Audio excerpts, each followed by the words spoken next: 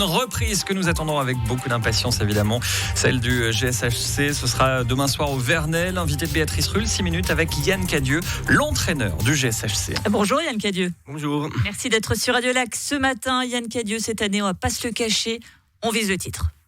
On vise le haut du classement, oui. On veut gagner, on va tout faire pour gagner. Et on a une équipe pour viser le haut du classement. Oui, parce que alors, de tous les pronostiqueurs, Genève Servette arrive en tête. Faut dire que, alors attention, accrochez-vous bien, vous qui nous écoutez. Dans notre équipe, nous avons 3 champions du monde et champions olympiques finlandais, un champion du monde suédois.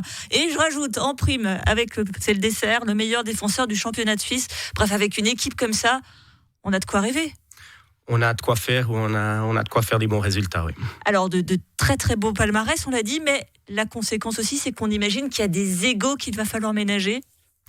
Moi, c'est tous les joueurs qui ont gagné et qui ont envie de gagner, c'est la chose positive. Ils savent comment gagner, ça fait maintenant, c'est à ces joueurs-là de se transformer en leader et de montrer le chemin aux autres joueurs.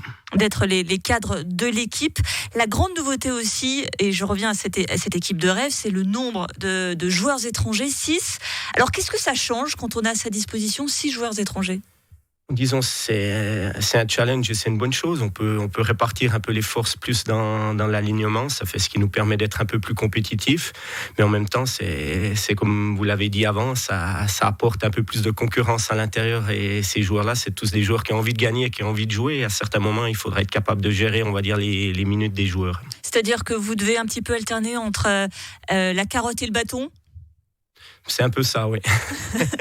Alors, notamment, vous l'évoquez, mais il y a cette association Linus Omark, Timo Artikainen, qui fait rêver tous les spécialistes. On les a vus notamment là dans les matchs de préparation. C'est quand même une sacrée paire. C'est des joueurs qui ont joué ensemble, qui se connaissent très très bien parce qu'ils ont joué plusieurs saisons ensemble en Russie et c'est des joueurs qui s'entendent très bien et qui se trouvent les yeux fermés. Ça fait, espérons qu'ils seront capables de mettre leur touche magique au profit de l'équipe. On voit justement ces matchs de préparation. Le bilan, 7 victoires sur 8 matchs. C'est un bon bilan, mais à la fin, c'est des matchs amicaux. Qu'est-ce que vous en tirez de ces matchs amicaux ? Ça ne veut pas dire grand-chose pour moi, parce qu'à la fin, chaque match amical, on voit chaque équipe arriver avec une équipe totalement différente. Ce n'est pas les équipes qu'on voit nécessairement. Vous n'allez pas nous faire le coup du match après match du foot, là on est OK, on parle vrai. Non, c'est pas un match après match. Là, c'est juste, si on fait le bilan, c'est le bilan est positif. Ça fait toujours du bien de gagner. Et ça, pour la confiance, ça fait du bien, mais c'est à prendre avec des pincettes aussi, parce que comme j'ai dit, les alignements ne sont pas ceux qu'on va voir nécessairement durant l'année. Il y a beaucoup de coachs qui font des tests ou qui reposent des joueurs à certains matchs.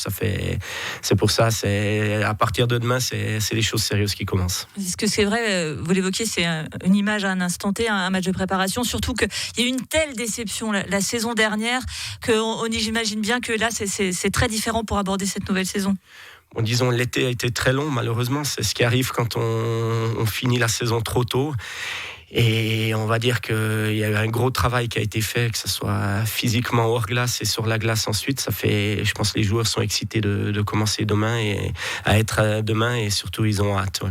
C'est ce que j'allais vous dire, très très longue pause, quasiment 6 mois nous disions hors antenne.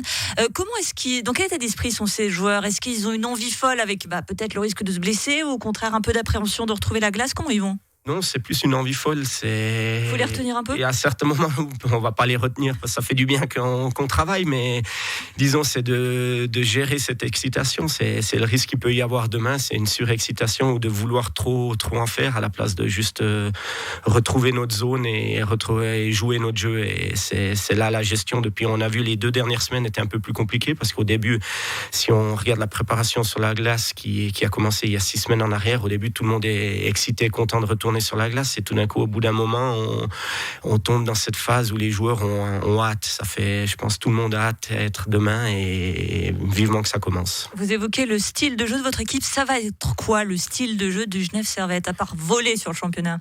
Disons, on veut jouer un hockey moderne, où on veut jouer avec le puck, on veut jouer, moi j'aime le dire, on aime prendre des risques, ça fait on veut faire le jeu. Quitte à prendre des goals ? Quitte à Vaut faire mieux des gagner erreurs, 18 quitte que à faire 1-0. des erreurs plutôt à la place de dire prendre des goals, on va dire prendre des erreurs. C'est un jeu d'équipe, ça fait espérons qu'il y a toujours quelqu'un qui est là pour sauver l'erreur du coéquipier, mais c'est surtout une question qu'on veut faire le jeu et on veut jouer avec le puck et c'est ça qu'on veut mettre en place et on s'est entraîné ces dernières semaines à mettre ça en place. Ouais.